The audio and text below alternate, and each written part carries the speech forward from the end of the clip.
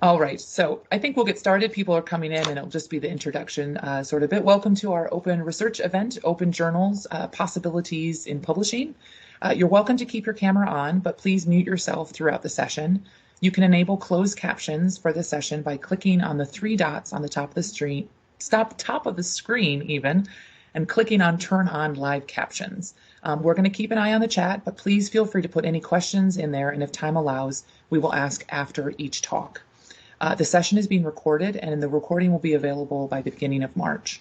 The Open Research team is committed to providing a friendly, respectful environment and welcoming environment for all, and to ensure a harassment-free experience for everyone, we request that all participants be treated with respect and dignity.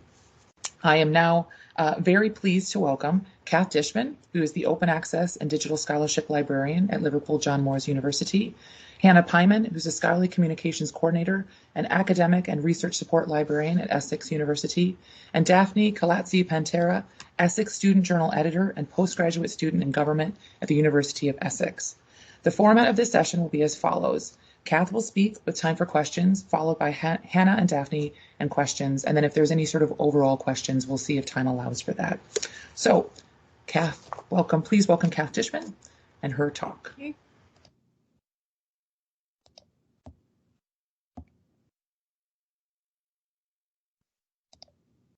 So hopefully you can see my slides.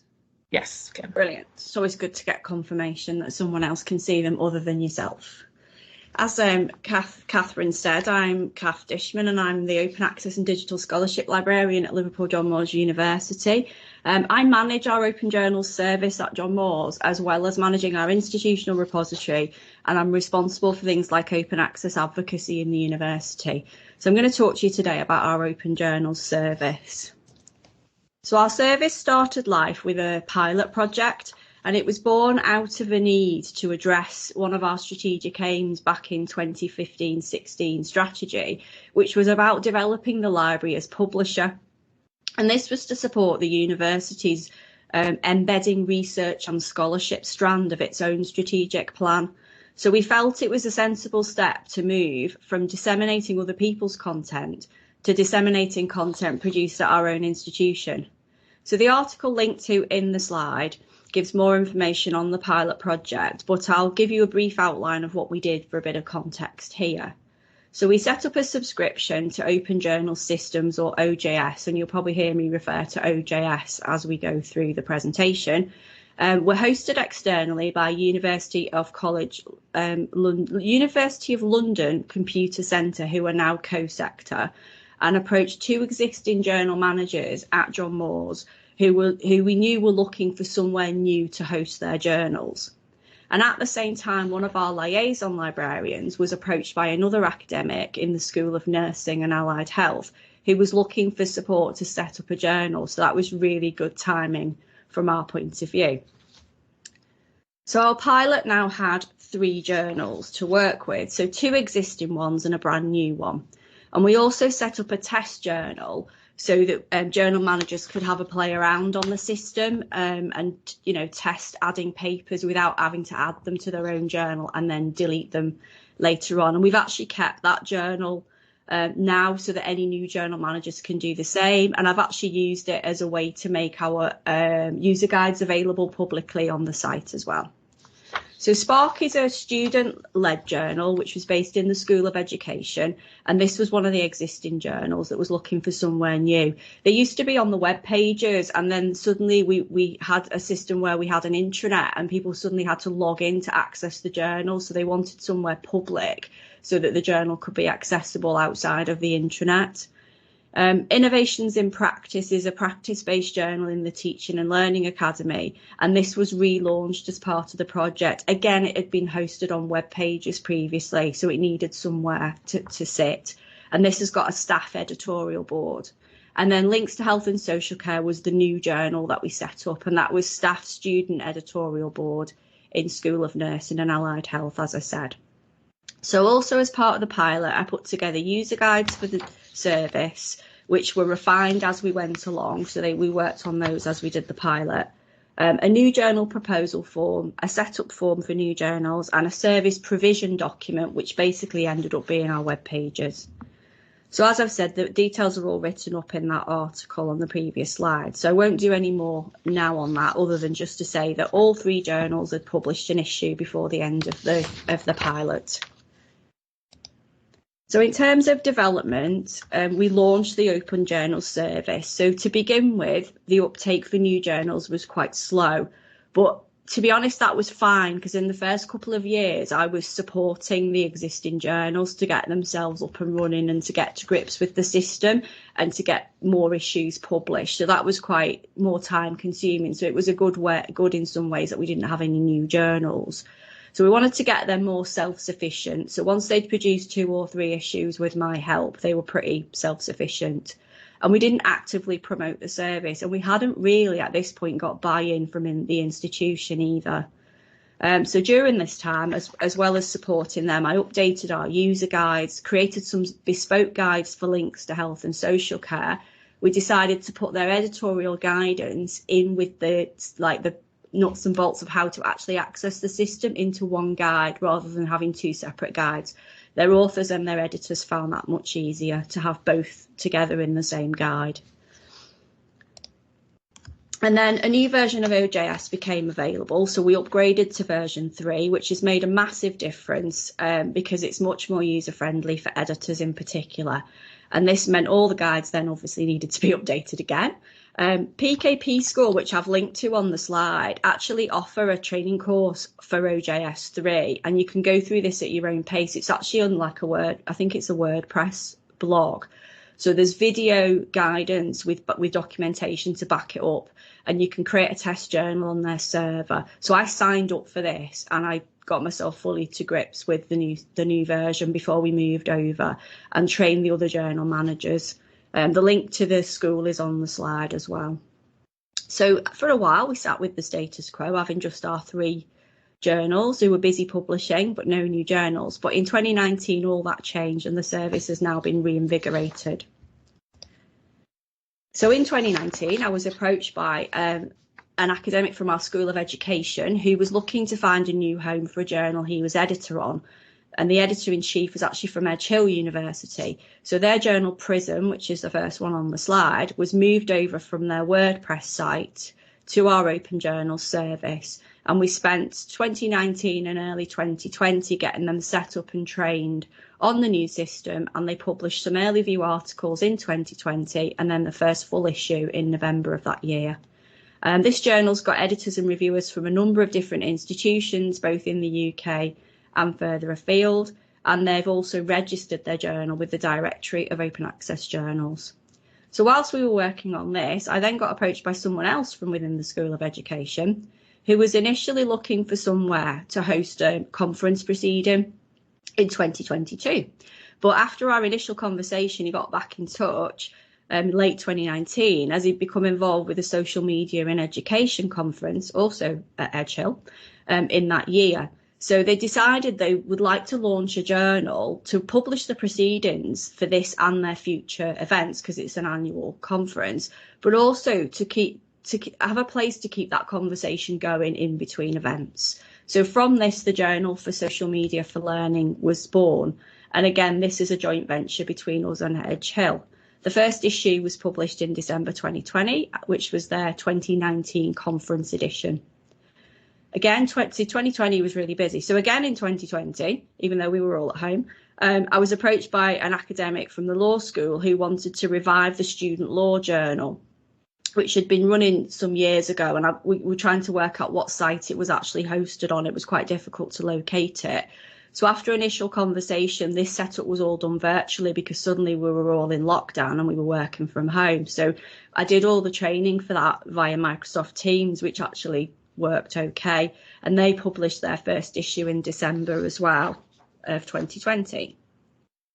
So after that, we've also added a journal from our Public Health Institute, which hosts abstracts from masters and undergraduate student dissertations. So that's a little bit different. And we published the abstracts from the Faculty of Business and Law Research Day in 2021. So that was in December last year. Just before Christmas, we launched 2 new research journals from the School of Pharmacy and Biomolecular Sciences. So that's Biomolecular Research Reports and the Journal of Natural Products Discovery. So they're brand new journals, only just been launched. One of them launched with 2 articles, the other one launched completely empty, ready, open for a call for publications. So from humble beginnings, we've now got quite a lot of journals on our service, and the 2 education journals have multi-institutional editorial boards. I actually think the biomolecular ones may do in the future as well, because that's kind of their aim.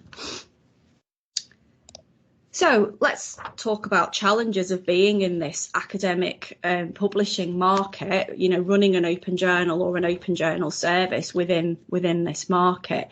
So the biggest challenge, or one of the biggest challenges, is the time and the commitment that's needed to make it a success. So from my perspective as a service provider, I actually run this service single-handed, and it's not my only job, as I said before. So we're hosted, which does help in terms of system issues and upgrades, but I provide all the support for journal managers in setting up their journals, helping them navigate the system and answering queries from them, their co-editors, authors and reviewers. So I've got to be committed to it in order to keep it up and running. And for a journal manager, running a journal is unpaid work in addition to your day job. So they have to do all the tasks that are needed to get that issue published. So they're responsible for the whole production process, as well as marketing and promotion for their journal. Whereas if you were on a commercially published journal, some of that work would be handled by the publisher, and it's your journal. So that ownership, while it can bring some positives, can also be a challenge. You've got to be committed to keep it going, not have big breaks in publication, which can damage your reputation. And this may mean factoring in some succession planning. So we've had a couple of journals that have changed library manager while we've been hosting them, and we haven't actually had a break in publication, which is fantastic. So having more than one person responsible for the journal can help with this. And you need to consider succession planning, particularly if you've got student editors. What happens if they leave? How do you keep your journal going? So it leads into the next thing, because I said about damaging to your reputation, is how do you build up that reputation within your field for your journal? You've got to convince researchers to publish in your journal instead of the journal that they always publish in. One way is to help build your reputation is to widen the net of researchers publishing in your journal, rather than it just being the same people publishing with you all the time. Otherwise it looks a bit like a vanity project that it's always you and your mates that are publishing, whereas if you can get a broader range of people publishing, it'll boost your reputation. But it is a challenge to attract that researcher who's trying to manage the publish or perish mentality that we see so often in academia. The need to publish and publish in the right place, whatever that means. And as a journal manager, you've got to establish confidence in the quality of your output, making sure your peer review process is rigorous and is well advertised on your site can help. Excuse me a moment. So another challenge is training. So as a journal manager, you'll need to learn the system and then potentially train others. And this can also be a role for your service provider. So certainly when a journal is first set up, I do the initial training. And this can vary depending on ability and how familiar people are with editorial systems. I would also argue that that is a challenge if your journal is commercially published, because you still have to learn their systems for managing the editorial process. And the final one for an institutional open journal service is getting that institutional buy-in. So there can be resistance because some people don't see the value in an open journal hosted by an institution. Again, this comes down to reputation. Will it bring positive reputation to the university, or do they run the risk of damage to their reputation if the journals on the service aren't rigorous? And that's where I'd argue your journal manager needs to get buy-in from their school or faculty or research head before embarking on setting this up. Getting confidence in the quality will then hopefully translate into wider institutional confidence. So we've talked about the challenges, but obviously we want to talk about the positives. I mean, the biggest positive of an open journal service can bring to academic publishing market, I guess, is the most obvious, is that all the journals are open access, open to everyone with no charge to read, so they can reach a much wider audience. Which sort of leads on to the second point, which is the cost saving for authors and journal managers. It's not that running an open journal is without cost. You still have hosting fees and there's still the staff time cost. But with an institutional service, the hosting cost is absorbed by the institution, and an institution can host multiple journals for one cost. If you were to host your own journal, you'd need to find the funds for hosting. And the other cost saving is for the author. No paying $11,000 to get one paper published open access. Another positive of using an open journal service is that you have more control. That ownership I talked about as a challenge can also be a positive. You can control what license you publish under, who keeps the copyright. For all our journals, the authors keep their copyright, which is a definite plus for them. And you can make sure your journal's compliant with the various funder mandates, and for UK researchers, the next ref, whatever that will look like. You also have more control over how your journal looks, what type of submissions you accept, who you get to peer review papers, and even down to the system emails that are sent out to the authors. OJS itself is easy and flexible to use. On our service, different journals have different approaches to using the system. So you can fully utilise all the aspects of the system, blind peer review, having section editors to manage your submission, submit your articles through the system, or you can take that editorial process outside of the system and just upload your final finished product. So we have journals that do both of those approaches.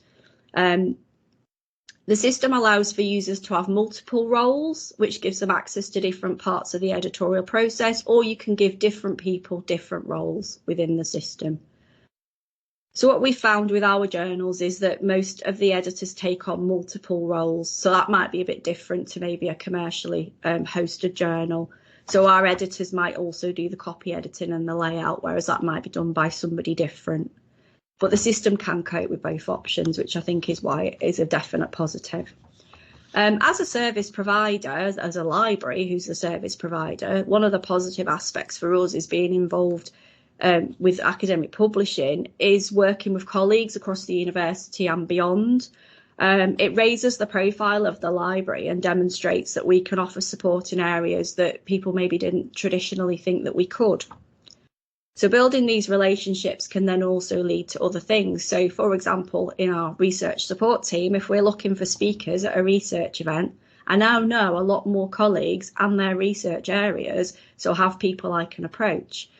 The flip side is they can approach me to ask me questions about things that are completely not related to open journals, because it's so much easier to ask someone that you know who's a friendly face than to ask somebody that you don't know at all.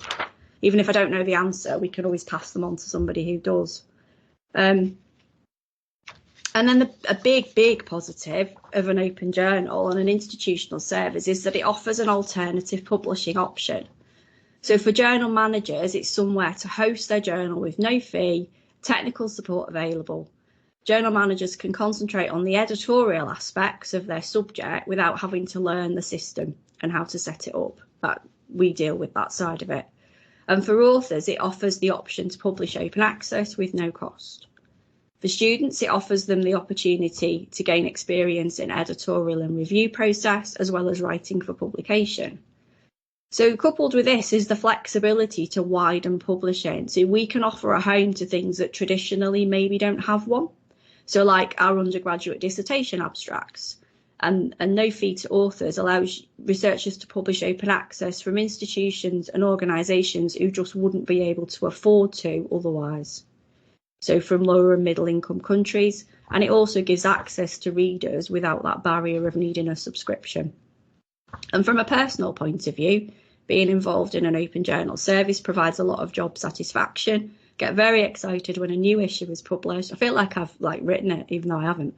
I feel very invested in the journal, so I get very excited when we've published a new issue. And I know I've made a difference. I've been mentioned in editorials and received positive feedback via Twitter.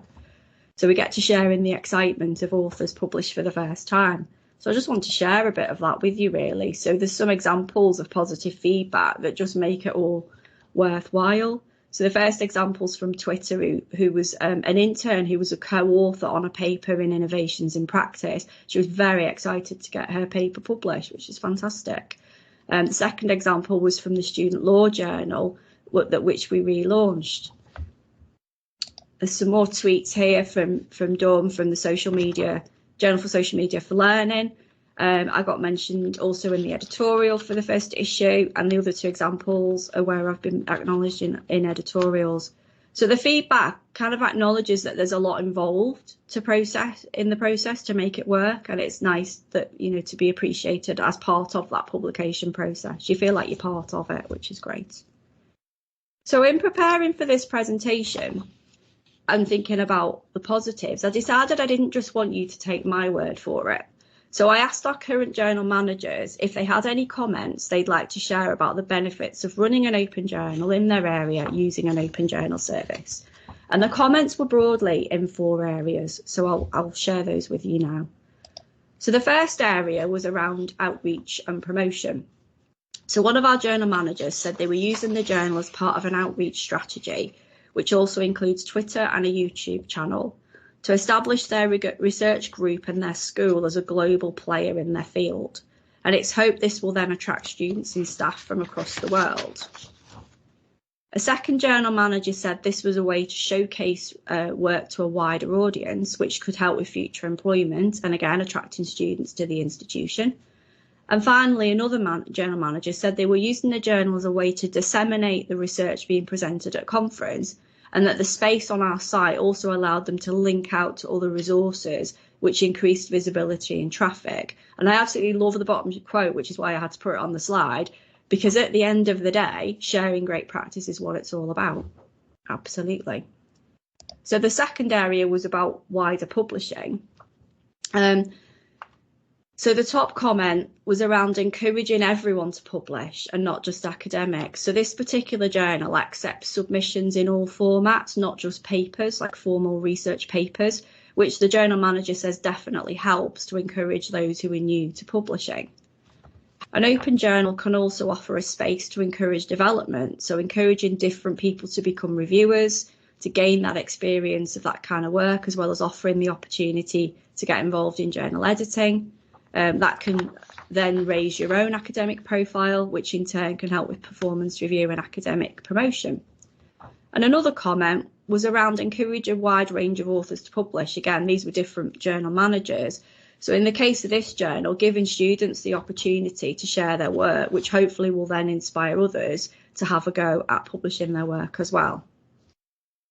The third area was around editorial control, which I sort of mentioned earlier. So having editorial control means you set your own strategy and agenda without interference from an external body.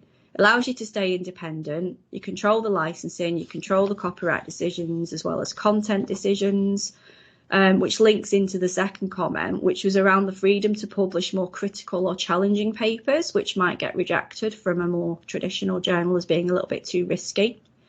Another comment from journal managers was around more control over who peer reviews for you. So what they said was that sometimes some of the early peer reviewers they had were a little bit too critical and not very supportive. So they could actually choose then not to use them again and actually use people who were actually more supportive. Because if you're new to publishing and you're an early career researcher, it can really put you off if you get a really negative peer reviewer. And then the final comment was that because you have control over who your editorial team is, you can ensure that they're approachable and friendly. So the journal manager commented that if anyone sends a query to their journal, they get a reply from the editorial team, not somebody who is seemingly unrelated to the journal, which has actually happened to them when they've contacted a journal in the past. So they wanted to be approachable. And the final comments were around the technical support. Just when you're hosting on an institutional system, you've got support available, so you can take some of the pain out of managing the journal, which is hopefully what I aim to do. So what can researchers do to help promote the cause of this type of journal? Well, cite them. Don't just cite articles from your usual source in maybe the more traditional journal. Just because a journal's open access, maybe hosted on an institutional platform, doesn't mean it's of lower quality. All our journals are peer reviewed with the same rigour as peer reviewed journal with a commercial publisher. Let's face it, it's probably the same people reviewing on our journals as it is reviewing on some of the commercially published journals. And write for them. So writing for an open journal means your work will reach a wider audience, which is good for you, but also good for the body of knowledge. If you're an experienced researcher, you can actually help improve the reputation of these journals by contributing to them as well. And review for them. Use your expertise to demonstrate the robustness of the review process. Or if you're new to reviewing, an open journal can be a good place to get experience. And as a journal manager, get your journal indexed in DOAJ, Directory of Open Access Journals. Authors check this directory for potential places to publish. When you've run a search on the directory, you can select journals without article processing charges to find somewhere to publish without a charge. And they have criteria, you have to meet their criteria to be registered with them, and they have a reputation for advocating the best practice and standards in open access publishing.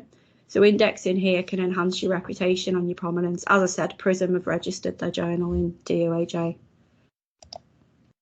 So just in conclusion, I think an open journal service can offer a positive contribution to the academic publishing market, as demonstrated by all the positives I mentioned earlier. But in summary, provide opportunities for a wider range of people to publish and read academic content, provide more control over the publishing process for journal managers and editors.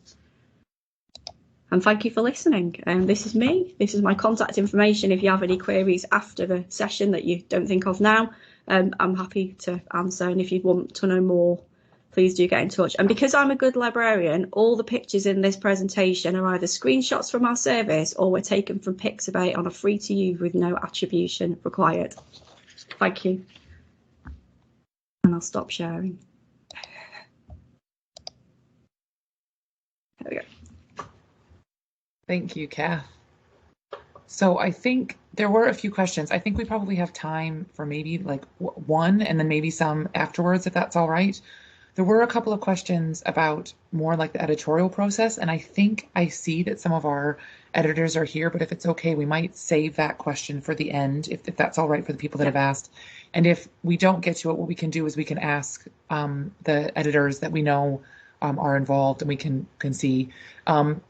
One of the questions that I think would be more for yourself, Cath, is from Liam asking, as a library publisher, do you consider using your influence to advocate that an editor takes a certain university-aligned approach, e.g. joining DOAJ, implementing open peer review, not saying anything about journal impact factor? Like, do you feel like that comes into what you say to people at all? Yeah, it probably does. I always like cringe when people mention journal impact factor. It's kind of like, okay.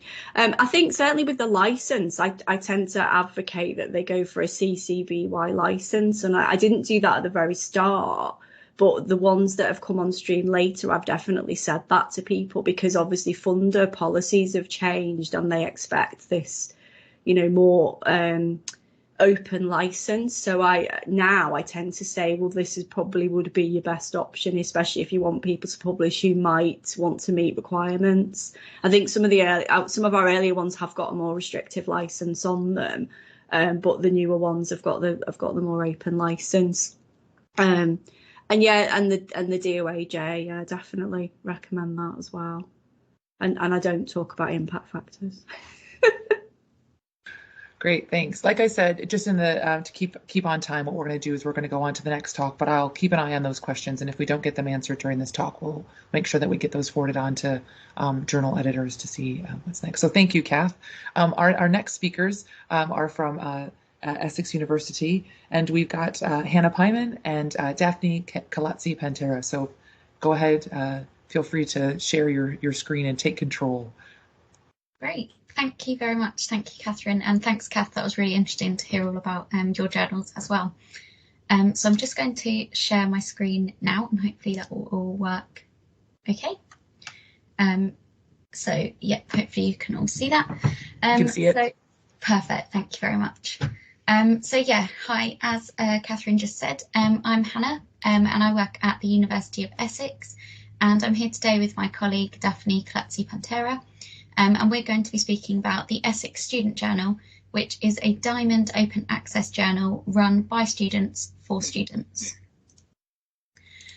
So just as an overview of what we're going to speak about today, first of all, we're going to be speaking about how we got to where we are with the Essex Student Journal. Then we're going to talk a bit about the aims for the journal. I'm going to give a brief demonstration of our student journal, both the front-facing side and the kind of managing dashboard side. Dafni's going to speak more about the student input to the journal and also then promotion and outreach. But before we get on to all of that, I wanted to introduce our team. So we are a small team that works on the Essex Student Journal. We've got my manager, Katrina Sinsbo, who is our team leader for the journal, and Kat is our scholarly communications and research support manager. So she oversees lots of things in scholarly communication. So like Cath was saying, we don't all just work on the journal, but from the perspective of the journal, Kat kind of deals with the strategic focus of the journal and gets us more money as and when we need it, basically, those kind of things. Then we have myself as the journal manager. So I manage the journal from kind of the administration point of view, and I also manage Dafni, who is our student journal editor. So Dafni, I don't know whether you want to just introduce yourself. Yes, of course. So hi, everyone. I'm Dafni Kalatzi, and I'm the student journal editor at the Journal of the University of Essex, and I'm also a postgraduate student at the Department of Government. I mostly do comparative politics with a specialization on environmental politics. So yeah, nice to meet you all, and I hope you will enjoy the presentation. Thank you, Dafni. Yeah, so as Dafni said, Dafni is a PGR student, and we have a new student journal editor every year for the journal. So I'm kind of the constant with the journal, myself and Kat, but with me managing, and then we take on a new student journal editor every year, and they are either a master's student or a postgraduate research student, and Dafni has been working with us since October, so they work kind of on the academic year. Okay, so a bit of background to the Essex Student Journal. So the Essex Student Journal was previously known as ESTRO, which stood for Essex Student Research Online. When it was ESTRO, it wasn't run by us in the library. It had a team of student editors who worked quite informally. They dealt with journal submissions via email, and they uploaded PDFs of the papers to a fairly kind of static web page. So it wasn't working as kind of a traditional student journal, but it was still publishing papers in the way that it was run. It was a really great concept, and it was a concept that when we took over ESTRO, we wanted to continue with. So we continued to publish the work of undergraduate students through the Essex Student Journal, with postgraduate researchers completing all the peer review process. We also have, as I've just mentioned, Dafni as our student journal editor, who is a current PGR student. And as I said, we advertise every year for a new editor who is either a PGR or a master's student. So this is why we say that we are a journal that's run by students for students. So the editorial work is all done by students, the peer review all completed by students, and all of the authors are students, whether that be undergraduate or increasingly we're seeing interest from master's students, which has been great as well. So we kept with this premise of what was previously ESTRO, and we also wanted to use this premise to help us when we took over the journal to promote open access. So we do a lot of work around open access within our scholarly communications team, Kat and I. So we wanted to use the Essex Student Journal as a tool to promote the importance of open access more widely, particularly amongst the student body at the university. So ESTRO was already a Diamond Open Access journal in the way it operated, but it wasn't really seen in that way. The students running it didn't really promote it in that way, and it wasn't used as a kind of advocacy or educational tool in that way. But that's something that we have continued to build upon as we've worked more with the Essex Student Journal.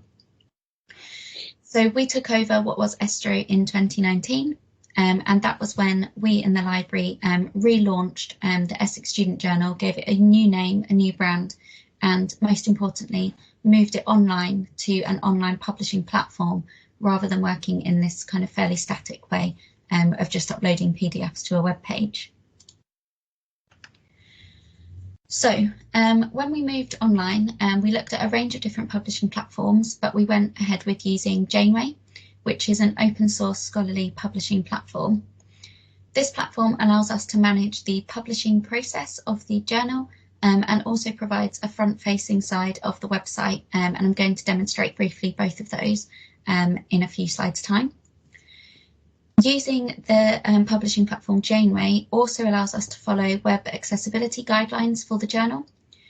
This did take a lot of time and work to get to the point that we are now with web accessibility for the platform, and this is something that's been really important to us to ensure that we are meeting with the journal.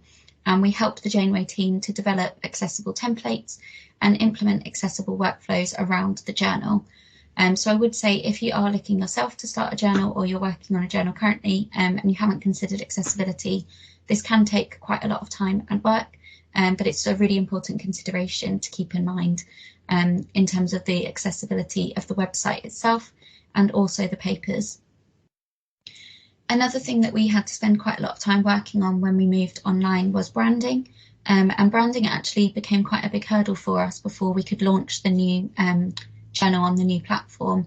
We had lots of conversations with our university branding team to help to ensure that the Essex Student Journal matched with our university branding guidelines and that the branding team were happy with the end product, while at the same time we were complying with the accessibility guidelines. So again, if you are looking to host a journal, do keep branding and those kind of things in mind. Once we had all of those hurdles kind of overcome, we could start to focus more again on the aims of the journal. So I just wanted to highlight the main aims for the Essex Student Journal here on this slide. So first and foremost, we want to make more research freely available online for everyone to read. And an important part of this, we think, is to ensure that the journal is accessible. So part of making research freely available online for everyone, for us, is to ensure that everyone is able to read and access it in a way that works for them. Another key aim is also to introduce early career researchers to publishing and give kind of our researchers almost a safe space to kind of learn about the publishing process and to get that experience of writing, of peer review, and of going through the editorial process. We also wanted to demonstrate the benefits of open access. So we think it's really important for our undergraduate and master's students to get first-hand experience of how important it can be for their research and their visibility as researchers to experience the benefits of open access firsthand at an early stage of their career. So these are kind of the key aims that we always keep in mind when we're working on the Essex Student Journal. Okay, so what I'm going to do now is hopefully successfully navigate away from my presentation and just give you a brief demonstration of what the Essex Student Journal actually looks like. So here you can see our front-facing side of the Essex Student Journal, and we've chosen on our homepage to feature our news stories as the top thing that you see when you get to our website. And Dafni's going to speak a bit more about our news stories later, but we use these as a way to promote key messages to our readers and our authors and our peer reviewers. So anyone that comes to the journal will see these. And then beneath that we have featured articles, which are all articles published with the journal, and we change these regularly to reflect either new articles that are being published or key themes at the time to kind of match with days like International Women's Day, for example, things like that, or the time of year, or things that are topical in the news at the moment, those kind of things. From the top navigation bar, I'm not going to go through all of the different aspects, but I thought I would show to you what an article looks like on our website. So if we just click on our most recently published article, you can see that we have a header at the top with an image in, and then we have the full text of the paper available on the website itself, so it can all be read there. We've got the metadata at the top as well with the keywords and the full citation. But you can also then download accessible PDF and Word document formats of the papers. And you can also get different citation styles, as well as seeing view statistics and download statistics and things like that. Another thing that we have on our website is our submissions guidelines page, and this is something that we've worked on quite a lot as we've gained more experience on working with the journal, because we really want to ensure that where it is a student journal, it works as kind of an education tool as well for our authors and our readers, really, to a certain extent. So we have quite a lot of guidance on our submissions page that perhaps you wouldn't see on a regular academic journal. So, for example, we've embedded videos that we've created on things such as preparing to submit a paper, so changing an assignment to a kind of published work. We've also got information on the different types of papers, explaining the difference between these. So generally we take submissions of essays, research papers and case studies. So we just explain the difference with some of those, and we try to make sure that we don't assume too much knowledge of our authors. We've then got kind of the more standard stuff that you would have on a submission guidelines page, so submission checklists, style guides, and information about copyright and licenses. So we do allow for several different Creative Commons licenses, but our default is a CC BY license, and I think at this stage all of the papers that have been submitted have been published under a CC BY license. I'm not going to go through any more of the front-facing side of the website, but obviously if you get time after, please do feel free to have a look at our Student Journal website. But I thought I'd also just briefly show you the management side, which Dafni is going to speak about in a moment, just so you can visualise what it will look like. So if I just go through to the dashboard, you can see here that the Janeway breaks down the publication process into clearly defined stages. So at the moment you can see we've got one paper unassigned, that was a new submission this morning. We've got 3 papers currently going through review, and we've also, you can see that we've got some tasks at the moment as well. So these are tasks assigned to me, a proofreading task and 2 typesetting tasks. So it's really easy to use the platform, and it makes it really straightforward for managing the process, seeing how many papers you've got going through and really keeping track of everything that's going on with the journal. I'm going to go back to the presentation now and hand over to Dafni, who's going to speak a bit more about how we work with the journal. Okay, thank you, Hannah. So yes, I want to talk to you a bit more about how we work at the journal and how to talk to you about the whole process of publishing. So I think the first thing that we need to highlight is that the journal is open for submission with no deadline. So basically students can submit their papers whenever they want, whenever they feel ready and confident enough for submitting a paper. And the second thing is that we are a multidisciplinary journal. So papers from all subjects are welcome. For instance, recently we have published a paper that analyzes and kind of compares 2 Middle Eastern films, which both use vehicles and color symbolism in narratives about female suppression. And we also published another paper about the ways policymakers can effectively use nudges to overcome market inefficiencies. 2 completely different subjects, but they were both published in the journal, which actually show this character that we want to have. And I would also like to talk a bit more about the actual process, how a paper is submitted and then how it reaches to actually be published on the journal. So after the authors submit their work, I assign 2 peer reviewers who, as Hannah mentioned before, are PhD students of the university. And of course, the reviewers are assigned according to their research interests. And they read the paper and they decide whether the paper is accepted or declined. Also, it's important to highlight that neither the author nor the reviewer actually know each other, because we operate a double-blind review process in order to avoid any possible bias that it might occur. And after the decision of the reviewers, I send the paper back to the author, if of course the paper is accepted with some minor changes perhaps. And when the author review the paper and rewrite some parts of it, then he or she sends back to me, and I check that everything is okay, that everything is consistent with the comments, and then the paper is published online on our website. So each year we publish basically 1 volume, and this year we published volume 13. We have already published 5 papers, if I'm not mistaken. And usually we publish around 10 to 15 papers per year. Hannah, could you please move to the, thank you. Okay, so this is the basic process. And I think the most important thing about the journal is actually the student input, because we really believe that getting involved in the journal, either as an author or as a reviewer, is really rewarding. So first, on the one hand, I want to talk about and to focus on the author's perspective. So first of all, we believe that publishing in a journal, a student journal, actually can strengthen the CV and kind of provide a level of professionalization on the resume.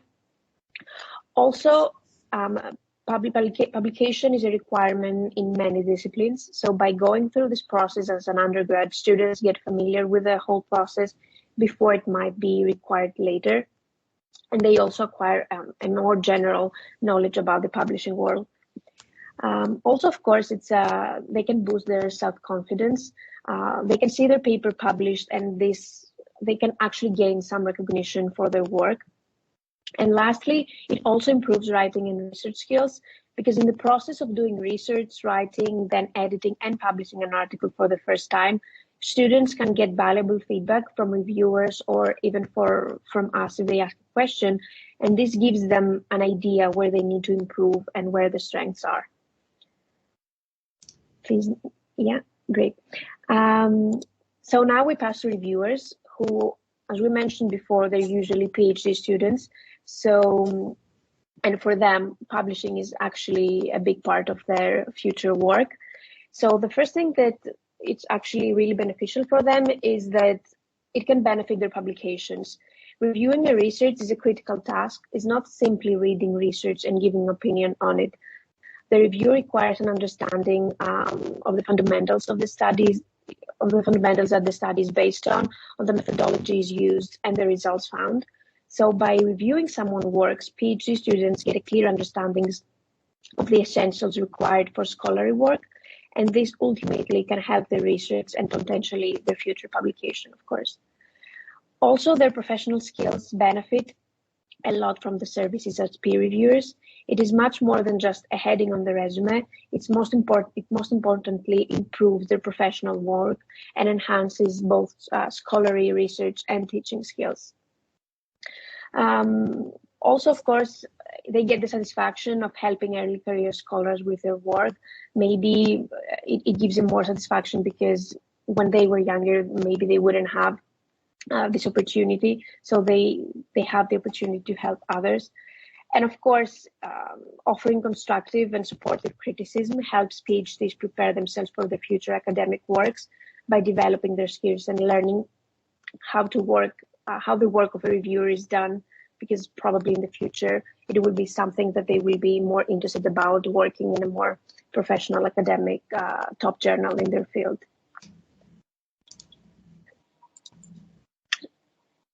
Okay, thank you, Dafni. I'm just going to speak briefly about the training opportunities that we offer with the journal for both our authors and our peer reviewers.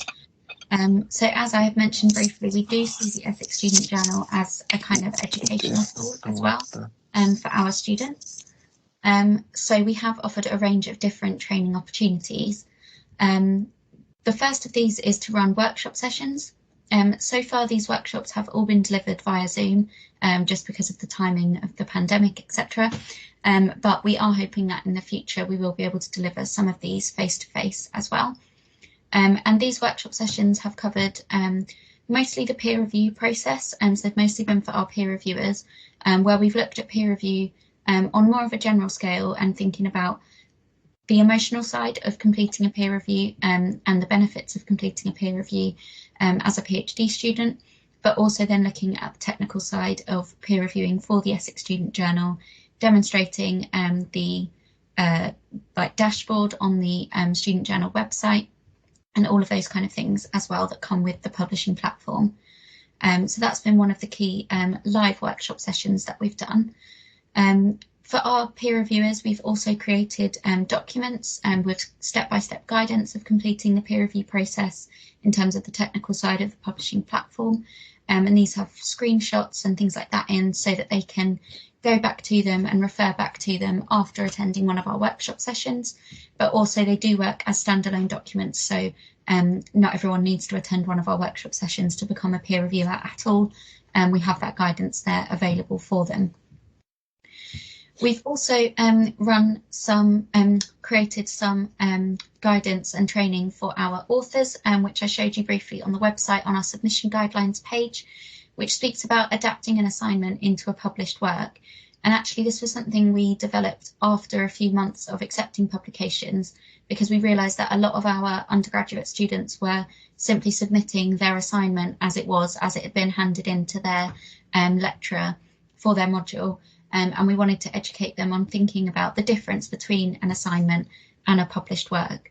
And that's been really successful in that the papers that we've been getting submitted since then have all been written in a slightly different way.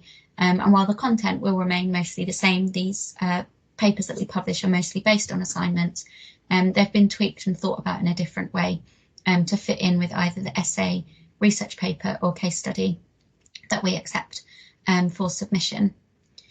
Most of our training for our authors has been pre-recorded rather than live, as we found that it's more difficult to capture undergraduate students all in one time and place, and they prefer to come back to material as and when they have the time. But we have also created a pre-recorded version of our peer reviewer training that is also available on our website that can be watched back at a later date by potential peer reviewers as well. So, as I say, the guidance has kind of grown as we've become more familiar with the processes involved with publishing. And I think it's been a learning curve for us taking over the journal and learning the needs of our authors and peer reviewers, just as much as it's been a learning curve for them as well. So I'm going to hand back to Dafni now to speak a bit about promotion and outreach. Yeah, thank you, Hannah. Of course, so we want to promote the journal and reach more and more students in order to have more papers published. And the main way that we do that is through social media, through our social media presence. So we have a Facebook page, Twitter, and LinkedIn. I think in our last slide, we also have our name. So if you want to follow us or join our groups, we are more than happy. Usually on these platforms, we might upload some details about our authors or about the papers that are published, maybe sometimes share something that we find really interesting depending on the news. And it's a really good way to actually keep in touch with our readers, our reviewers, and authors. But we also have some other ways of promoting the journal. So first, we, as Hannah mentioned before, we regularly upload news stories on our website. And news stories include details about our work, some tips to authors and reviewers. So, for instance, recently we published a news story about the benefits that authors may acquire through publishing in our journal. And sometimes we also write about stories depending on the news. We wrote about Black History Month. Now we're planning on write something about International Women's Day. So everything that is on the news and we find interesting and worth writing about it, we basically do. We also organize promotion events. And in November, we had the library fair where the Student Journal was present. And our main aim was to inform students about our work and just present ourselves in a way that they will just know that the journal exists. And if they want at some point publish, they can do it. And we're more than happy to read the research and publish it. And lastly, we also have leaflets about the journal. It's a more traditional way of promotion, but it still works. So we have leaflets in every department on the university and with some information about how to publish, about what type of articles we receive. And it's a more traditional but quite effective way of promoting the journal. We also have some future plans about promotion and outreach. With the most important one is to work with the ESU, which is the Student Union of the University of Essex. We actually started collaborating with them, and we believe that the Student Union is actually the main vehicle through we can actually promote the journal, because they have a connection with the students, and listening about the journal from the student union is, we believe that it's the best way to do so. And our goal is to make the journal more visible to students. So student union is the representative, it's the best group of people who can help us do that.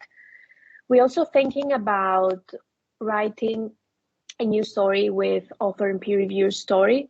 So basically their experience with their involving in the journal from the perspective of peer reviewers and the perspective of authors, what they gain, maybe also what they found difficult so we can improve ourselves, or everything that they find important and worth reading about it. And we also think about publishing a special issues. So we also have at the University of Essex an acting school, and some students propose to submit their science fiction stories in the journal, which of course is not the traditional type of academic essay, but it's still a really interesting work to read. And I think in the future we should actually do it, because it will be something different and something worth reading it. I think that's it for me. So if you have any questions, also we have our Twitter. So if you have any questions, or if you want to follow us, of course, you can also get in touch with us through email. And thank you very much for your attention. Thank you very much. That was really interesting. I think we have time for a couple of quick questions. There's a lot to take in there. Just while we're waiting for a question, I have a question. And you may have answered this. I don't think you did. How many submissions do you get in a year? And do you find there's a sort of a seasonal time when everybody submits, or do you get them all through the year? We tend to get submissions all through the year in general, though there's definitely times where we get more, I would say, around the times of year where students are getting their feedback on their essays. So there's assignment deadlines that come throughout the year in January, and then again in the end of the summer, the summer term, not really the summer. And then when they get their feedback from their tutors, we tend to find then that we do get more submissions. In terms of how many we get a year, this is still something that is kind of growing, in that even though we took over the journal in 2019, we didn't actually start publishing until January 2021. As you can imagine, our plans were somewhat pushed back, halted, changed completely with the pandemic. So we've only really been publishing for just over a year. So we think that the submission rate is still going to be growing, and we're still increasing our name with the journal. But we could say that last year, just from January to September, we published 9 papers, and this year so far from October to now we've published 5. And I would say that we publish probably 80% of the submissions. There's not very many that we have to reject. So you can kind of work out roughly the submission rate there based on those numbers. Okay, thank you. Yeah, thank you. That's it. I do have a question in the chat. We have, what are some of the top tips you give students looking for us to turn assignment into a publication? Oh, you're asking me a question now, something that a video that I created over a year ago. Okay. I think we talk a lot about thinking about who the audience is, and the fact that when you're writing an assignment, you're writing for your lecturer, who is an expert in that topic, who has given you that essay question. Whereas when you're writing for a published piece, you're writing for a more general audience, in that, especially where this is a multidisciplinary journal, anyone can be reading this. So we kind of ask our authors not to assume knowledge when they're turning their assignment into a published piece. We ask them to explain any key terms, any of the key concepts. And I think that's kind of the main premise, not to assume knowledge, and to think that you're writing to educate people almost in your subject area, not dumbing it down, but making sure you've explained all of those intricacies. Thank you. And just the last one, Cath, you had a question. Yeah, I just wondered how you got postgrad researchers to peer review for you. A range of different ways, really. We had, when we first set up the journal, it was before COVID, so we had a stall and we got some PGR students to sign up if they were interested. Then we emailed them. Otherwise, we promote it on social media. We've also emailed around to departments in terms of emailing the academics and asking them to encourage perhaps if they're supervisors that are supervising PhD students to encourage them. I am Marta from the Flat 7 Manor Works. Okay, Hi, really sorry. I'm good, thank you. I am calling in regards to the contract. As you've seen, both me and Christopher have signed it, and I wanted to place the payment. Sorry for the interruption there. No worries. Anything to do with journals. So we have run out of time now, so thank you very much. We are a small team and we couldn't have done this without fantastic support and generosity of the speakers. That is Cath Dishman, Hannah Pyman and Dafni, Kalatzi, Pantera, who've joined us today. Thank you very much for sharing your time and expertise with us. Thanks too to the Wellcome Trust, who generously awarded the Institutional Strategic Support Fund to the Faculty of Health and Life Sciences, University of Liverpool, which has helped support this week. Shortly after this session, you'll receive a feedback survey. Please share with us what we could do better, what you enjoyed, and events you might like to see next year. As you know, we've recorded this session and you should receive a link to the recording in early March. This was the third session of Open Research Week 2022. This afternoon, we have our session on open education, making open education fair, principles, I can't say that now, too many P's, principles, practice, and the National Teaching Repository.